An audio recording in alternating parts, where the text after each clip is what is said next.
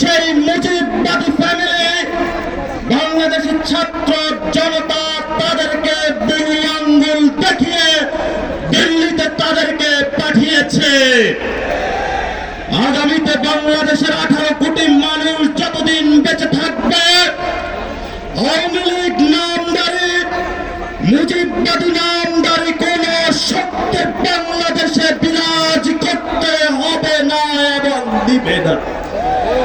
আমরা আশা করি বাংলাদেশের 18 কোটি মানুষ 5 তারিখে যে ঐতিহাসিক রায়ের মাধ্যমে জানান দিয়েছিল বাংলাদেশ রাষ্ট্র যতদিন থাকবে ততদিন আওয়ামী লীগ নামের এই দেশের কোন খুনে হাসিনা এবং মুজিববাদীদের অস্তিত্ব থাকবে না।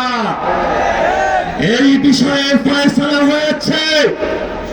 এখন আমাদের সামনে এই ফয়সালা ঝুলছে কেন, সেই বিষয়ে আমাদেরকে নজর দিতে হবে। প্রথমত 72 সালে একটি সংবিধান তৈরি করা হয়েছিল, যেই সংবিধানে মুজিববাদী সংবিধানের মধ্য দিয়ে ভারতীয় এক্সটেনশন বাংলাদেশে বিরাজমান করা হয়েছিল।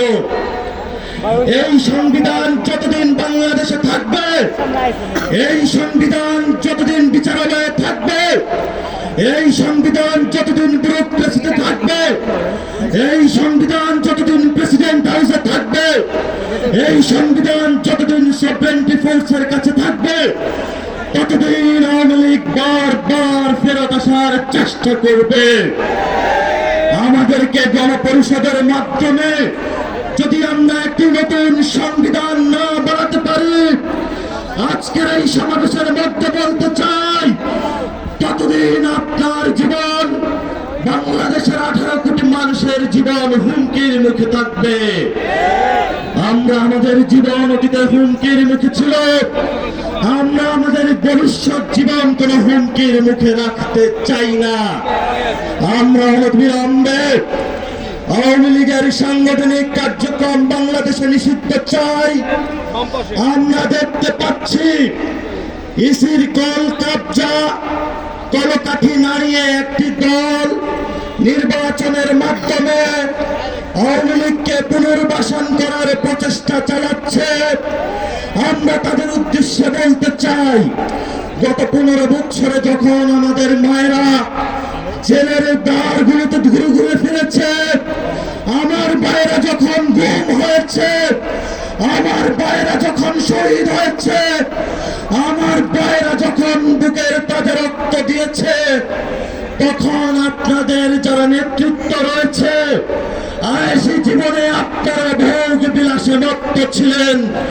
আওয়ামী লীগের সাথে কনস্পাইরেসি করে যখন এই পল্টন ময়দানে, যখন বাইতুল মুকাররমে অসংখ্য সমাবেশের ডাক দেওয়া হয়েছে, পুলিশের অস্ত্রের মুখে তারা রক্ত দিয়েছে, আর ওইখানে আপনারা রুমে রুমে বসে নেগোসিয়েশন করেছেন। আমরা আপনাদের ড্রামাগুলা দেখেছি গত 15 বছরে। আপনাদের নেতৃত্ব ব্যর্থ হয়েছে। আপনাদের নেতৃত্বের ব্যর্থ হওয়ার কারণে ফিনিক্স পাখির মতো ক্যাম্পাস থেকে এই ছাত্র জনতাগুলো বেরিয়ে এসে বাংলাদেশের 18 কোটি মানুষকে মুক্তি দিয়েছে। ভবিষ্যৎ বাংলাদেশে যদি নেতৃত্বের প্রশ্ন আসে, তাহলে এই ছাত্ররাই নেতৃত্ব দিবে, এই ছাত্ররা সচিবালয়ে নেতৃত্ব দিবে, এই ছাত্ররা আর্মিতে নেতৃত্ব দিবে, এই ছাত্ররা বিশ্ববিদ্যালয়ে নেতৃত্ব দিবে, আর এই ছাত্ররা পার্লামেন্টে নেতৃত্ব দিবে।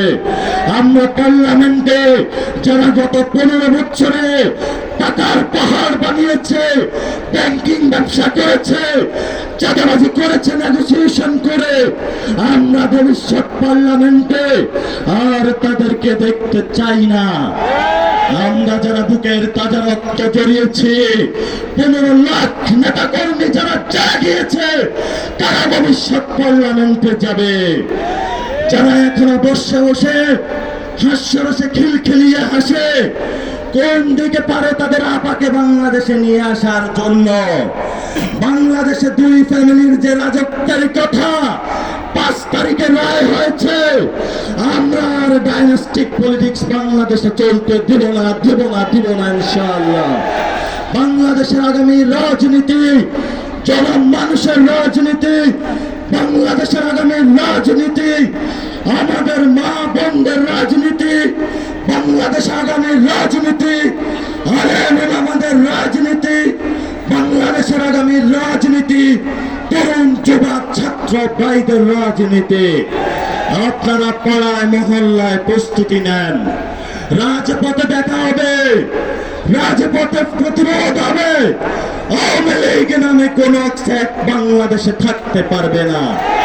যারা কোন দল, যারা গত 15 বছর আওয়ামী লীগের দোষর হিসাবে কাজ করেছে, তারাও আজকে বিভিন্ন পলিটিক্যাল পার্টির দপ্তরে হাজিরা দিচ্ছে।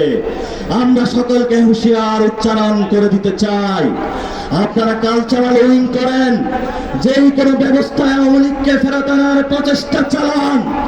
এই ছাত্র জনতা যতদিন জীবিত থাকবে আপনাদের সকল ষড়যন্ত্র বুমেরাং হবে ইনশাআল্লাহ। সেই বিপ্লবের ডাক দিয়ে পাড়ায় মহল্লায় মঞ্চ বানিয়ে, আওয়ামী লীগ প্রতিরোধ মঞ্চ বানিয়ে আওয়ামী লীগকে সাংগঠনিক ভাবে নিষিদ্ধ, তাদেরকে নির্বাচন কমিশন থেকে প্রতীক বিলোপ এবং তাদের নিবন্ধন বাতিল করা পর্যন্ত আমরা রাজপথে থাকবো ইনশাআল্লাহ। সেই প্রতিশ্রুতিকে দিতে রাজি আছেন? সবাই হাত তুলে আজকে শপথ দেন, যতদিন বাংলাদেশ থাকবে, যতদিন আমাদের বুকে রক্ত থাকবে ইনশাআল্লাহ বাংলাদেশ আওয়ামী লীগ ফেরত আসবে না। ইনকিলাব জিন্দাবাদ।